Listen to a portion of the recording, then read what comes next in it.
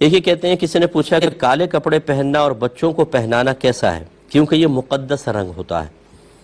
دیکھیں کالا کلر پہننا کوئی منع نہیں ہوتا، ہمارے نبی کریم صلی اللہ علیہ وسلم جب فاتح مکہ کی حیثیت سے مکہ المکرمہ میں داخل ہوئے تو آپ نے کالا امامہ خاص طور پہ زیب سر فرمایا، تو یہ پہننا ثابت ہے۔ اب آپ اس کو مقدس اس اعتبار سے کہیں جی کعبۃ اللہ پہ غلاف چڑھا ہوا ہے بلیک، تو آپ کے بال بھی تو کالے ہیں، پھر آپ زمین پہ لیٹ جاتے ہیں، پھر بالوں میں کنگھا کرتے ہیں، بال زمین پہ گرتے ہیں، بلیک کلر نیچے گر رہا ہے، کیا کریں سفید بال کروا لیں۔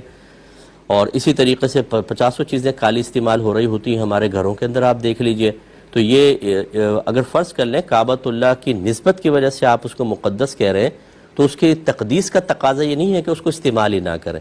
کر سکتے ہیں آپ، اس کی بے ادبی نہ کریں، بدتمیزی نہ کریں۔ اب جیسے سبز رنگ ہے سبز گنبد کا، پہلے سفید تھا پھر اس پہ سبز رنگ ہوا ہے، تو کیا آپ سبز رنگ کی سبزی کھانا چھوڑ دے آدمی؟